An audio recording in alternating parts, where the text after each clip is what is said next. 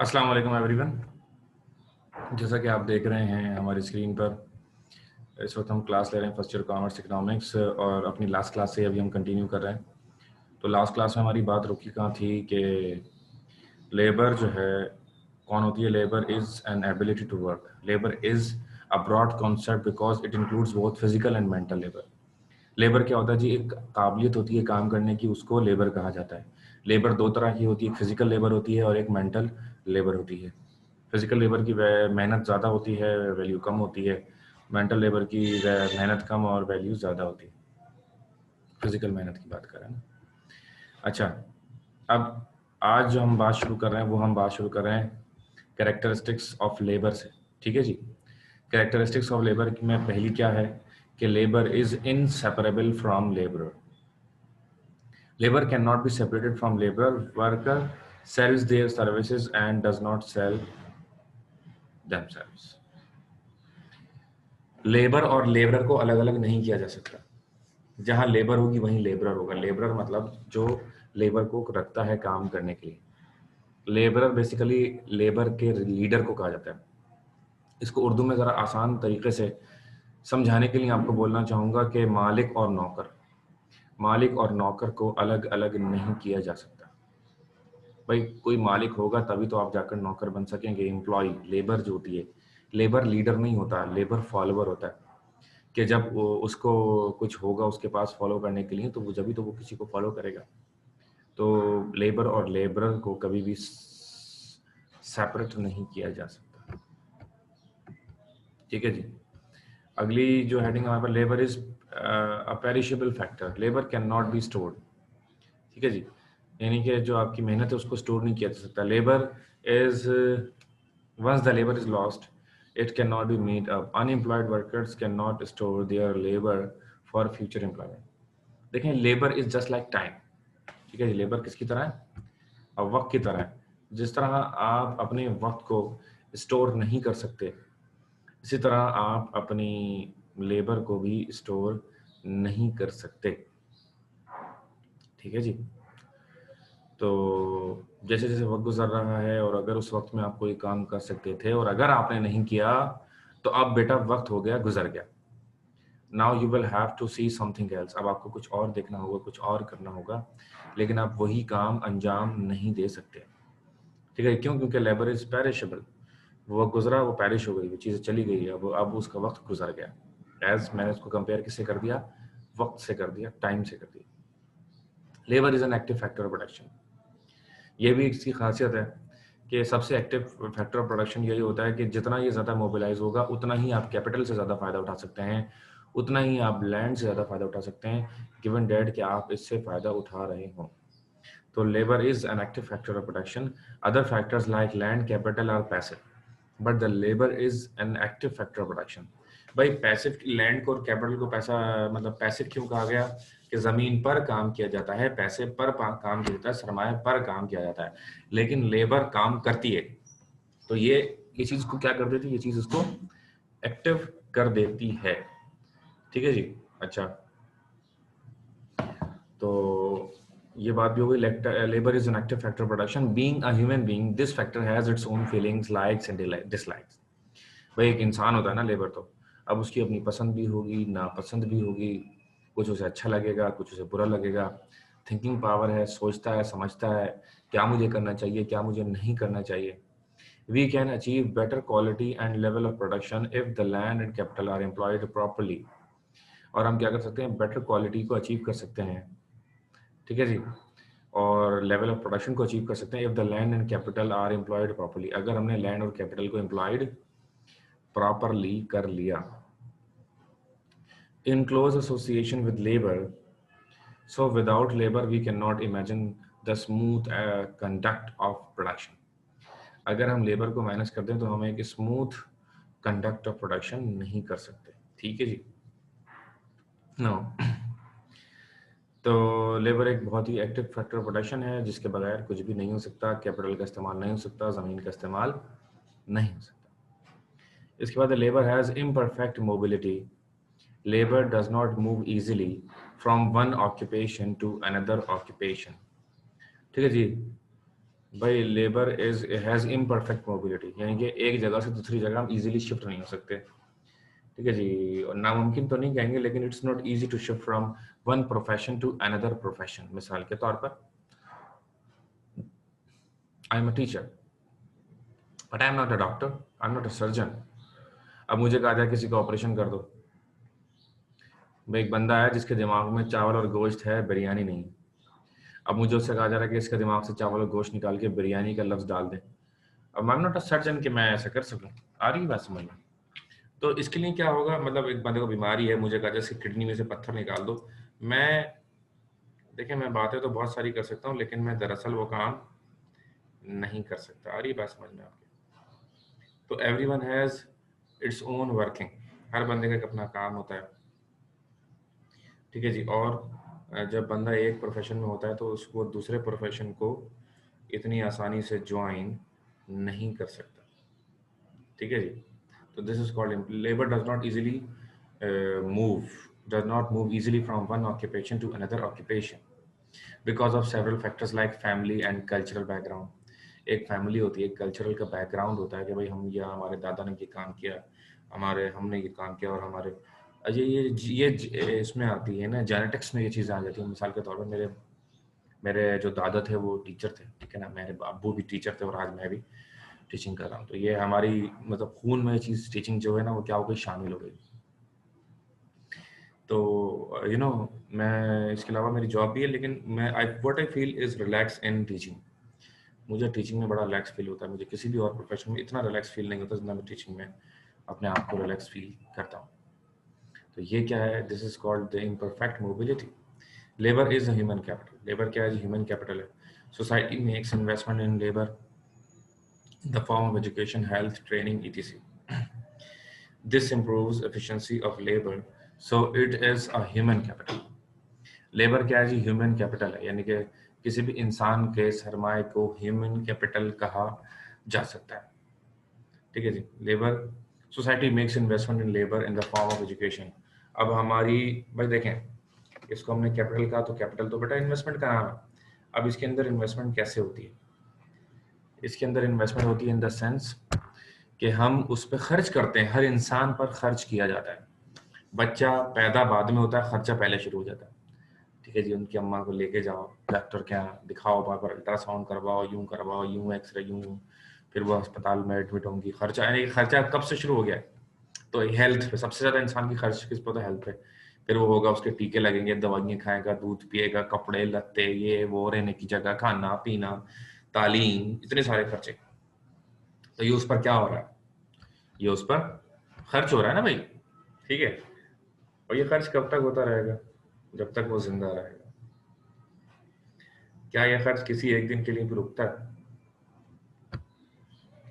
The answer is no. ये खर्च किसी एक दिन भी रुकता नहीं, ये खर्च किसी भी एक दिन भी रुकता नहीं है, ठीक है जी। तो ये भी इसमें बात बड़ी इंपॉर्टेंट है। अच्छा जी, तो labour has imperfect mobility. Labour की क्या होती है, इम्परफेक्ट मोबिलिटी होती है। और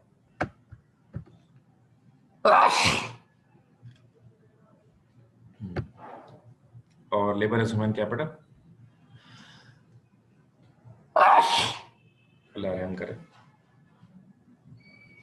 तो ट्रेनिंग पे खर्चा होता है, उसकी उसकी एफिशिएंसी बढ़ाने के लिए उस पर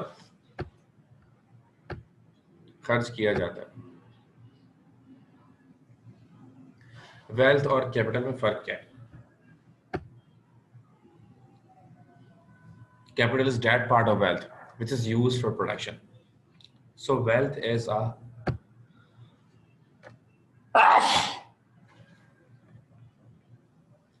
wealth is a broad concept and capital is a narrow concept।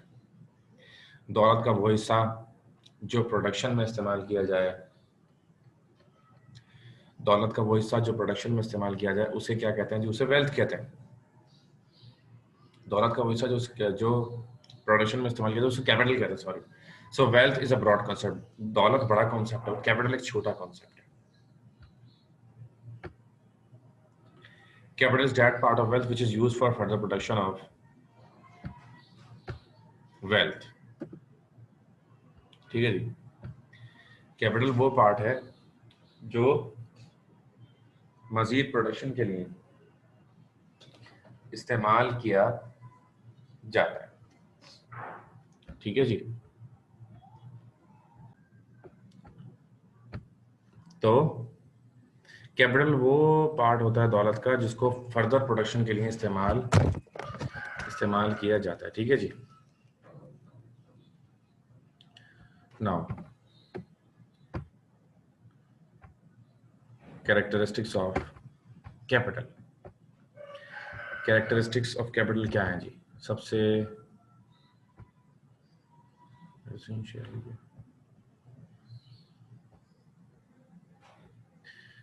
सबसे पहली बात ये कि कैपिटल बनाया किसने? कैपिटल बेटा इंसान ने बनाया। इंसान को कैपिटल ने नहीं बनाया, बल्कि इंसान ने कैपिटल को बनाया है।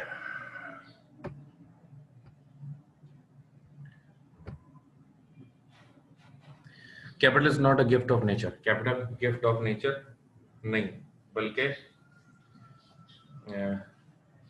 So it is not primary और नेचुरल फैक्टर। इसलिए ये प्राइमरी और नेचुरल फैक्टर नहीं है, बल्कि क्या है? It is made by man in capital goods industry. It is secondary as well as artificial factor of production. एक तरफ ये secondary और दूसरी तरफ artificial factor of production है। क्यों? क्योंकि एक तो इसको इंसानों ने बनाया, ये अल्लाह ताला की तरफ से दिया हुआ तोहफा नहीं, और फिर ये आर्टिफिशियल मसनूई होता है ना। प्रोडक्टिव फैक्टर क्या होता है? ये प्रोडक्टिव होता है, यानी कि ये हेल्प करता है आपकी जो प्रोडक्टिव कैपेसिटी है, आपकी प्रोडक्टिव कैपेसिटी को बढ़ाने में ये आपकी हेल्प करता है। ठीक है जी, अगर आप इसको प्रॉपर इस्तेमाल करते हैं तो आपका जो लेवल ऑफ प्रोडक्शन है वो क्या हो जाएगा? बढ़ जाएगा। Easy mobility. इजी मोबिलिटी क्या होता है? Movement of capital from one place to another is easily possible. भाई कैपिटल की मूवमेंट एक जगह से दूसरी जगह बआसानी मुमकिन होती है। ठीक है जी, इजी मोबिलिटी में क्या कहा है? Movement of capital from one place to another is easily possible, कि कैपिटल एक जगह से दूसरी जगह आप लेकर जा सकते हैं। अगर आपके एक अकाउंट में पैसे पड़े हुए हैं तो आप उसको दूसरे अकाउंट में आसानी शिफ्ट कर सकते हैं, इसमें आपको कोई परेशानी नहीं होगी।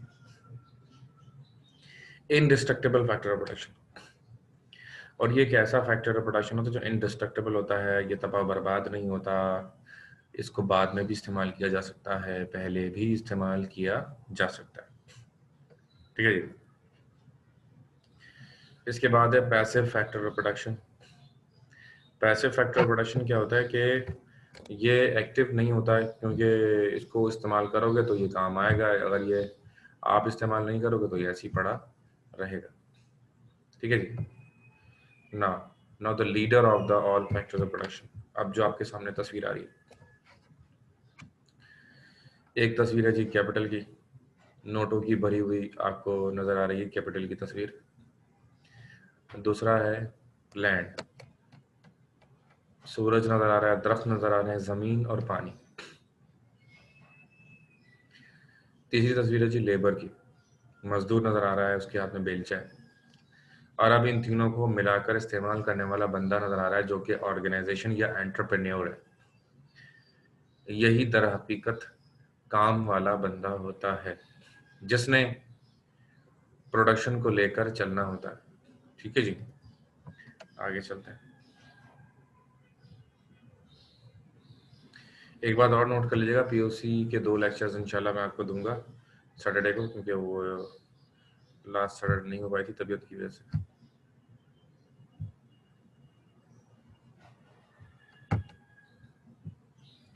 A person who is responsible for utilizing factors of production like land, labor, capital in the way to maximize organization.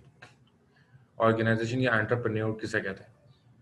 Organisation या एंटरप्रेन्योर दरअसल वो बंदा होता है जो कि रिस्पॉन्सिबल होता है for utilising factors of production, ये फैक्टर्स ऑफ प्रोडक्शन को यूटिलाइज करने वाला होता है। इसमें क्या चीज़ें शामिल होती हैं? लैंड है, इसमें लेबर है, कैपिटल है, ठीक है ना। इन तीनों को मिक्स करके इस्तेमाल करने वाला होता है, इसको एंटरप्रेन्योर कहा जाता है। ये क्यों करता है?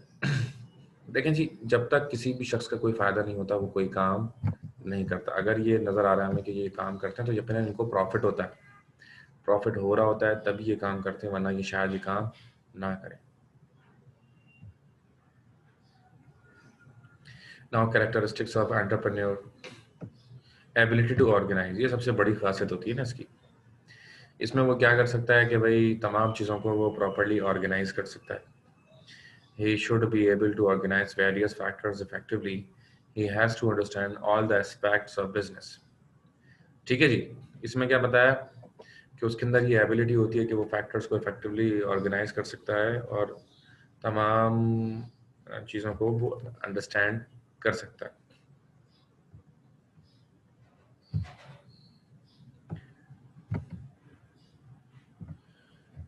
प्रोफेशनल अप्रोच, प्रोफेशनल अप्रोच क्या होती है जी? He should be objective and professional. He should be objective and professional in approach. यानी उसकी काम वाली अप्रोच होनी चाहिए, जाती नहीं। कौन बंदा उसको पसंद है या कौन बंदा उसको नापसंद है, इसका दारोमदार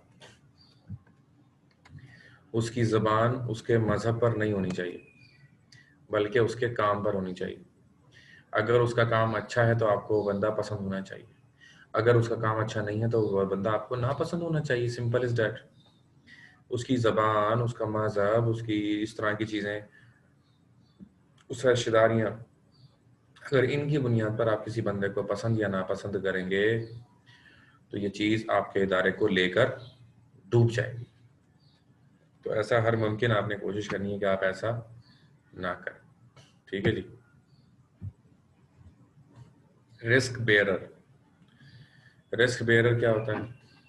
ही should be risk taker, he should be ready to bear the risk and uncertainties.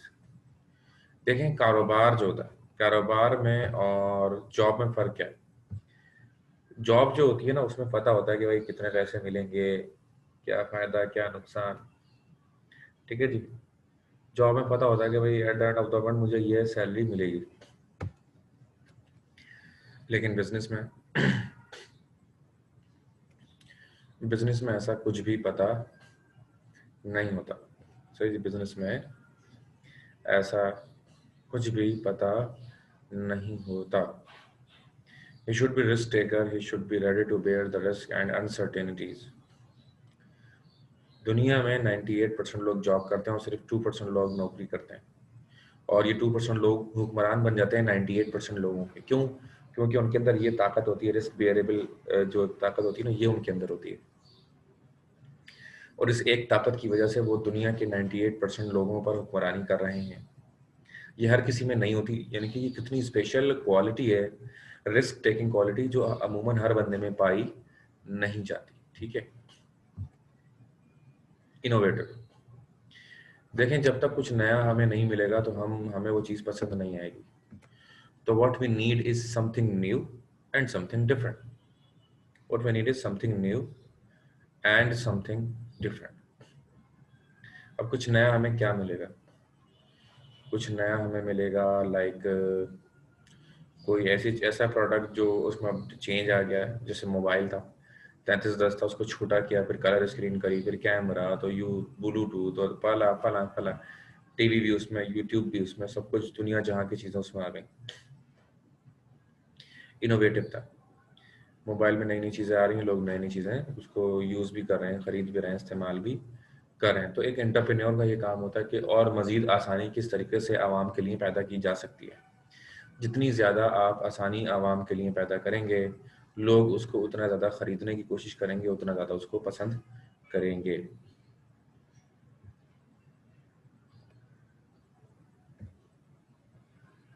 Decision making, one has to take right decision at the right time by showing his promptness. ठीक है जी। यानी देखें, फैसला करने का ना बेटा एक वक्त होता है। अगर सही फैसला सही वक्त पे कर लिया जाए तो वो आपको फ़ायदा देगा, लेकिन अगर गलत वक्त पे सही फैसला आपने किया तो वो आपके लिए बेकार हो जाएगा। जो कुछ आप इस वक्त सुन रहे हैं, साथ साथ आप इसको लिखेंगे अपनी कॉपी में, सारा काम आपके पास होना चाहिए जब हमारी बहुत जल्द इंशाअल्लाह मुलाकात होगी।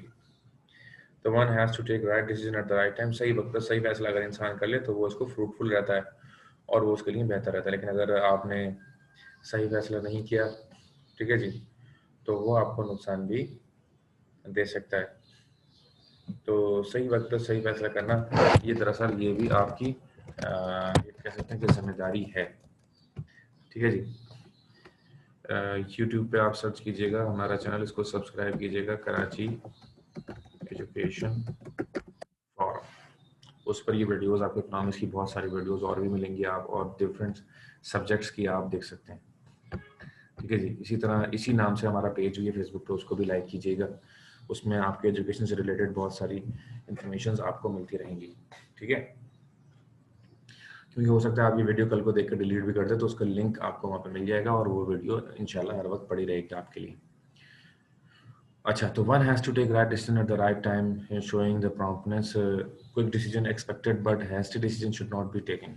भाई जल्दी होना चाहिए, लेकिन जल्दी का ये मतलब नहीं है कि आप गलत फैसला करें। फैसला हमेशा सही करने की भरपूर कोशिश करनी चाहिए। जितना आप फैसले में डिले करते हैं उतना क्या हो जाता है, जितना आप फैसले में डिले करते हैं उतना ही ना आपको नुकसान होता है उस फैसले का। तो कोशिश करें कि सही फैसले करें। ठीक है जी। Negotiation skills क्या होते हैं? Businessman regularly comes into contact with the various person like consumers, workers, government officials, etc. So he should be communicate tactfully. Negotiation skills क्या होते हैं? आप हर वक्त जो है ना पब्लिक डीलिंग का हिस्सा होता है। जब आप हर वक्त पब्लिक डीलिंग का हिस्सा हैं तो आपको बेटा तमीज़ होनी चाहिए बात करने की। आप ऐसे बात करें कि सामने वाले को अच्छा लगे, बुरा कभी भी ना लगे, और अगर उसको बुरा लग गया तो इसका मतलब है आपके अंदर ये क्वालिटीज़ नहीं। ठीक है, तो you must create the qualities. अच्छी क्वालिटीज़ आपको पैदा करनी होगी। किस तरह से आपको बात करनी, किस तरह से कस्टमर से किस तरह से बात करनी है, सप्लायर से किस तरह बात करनी है, लेबर से किस तरह बात करनी है। एक बंदा बिजनेसमैन जो होता है उसको हम्बल होना चाहिए। ठीक है ना।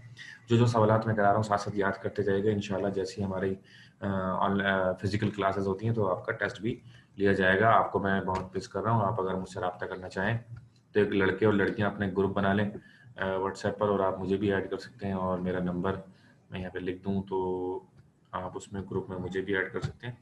My number is 03462153। First year boys and girls का ग्रुप बना लें, इकोनॉमिक्स आप पढ़ रहे हैं तो उसमें मुझे भी ऐड कर सकते हैं। ठीक है, बस आज यहीं तक, और इंशाल्लाह अगली क्लास में मज़ीद बात शुरू करेंगे। ठीक है ना।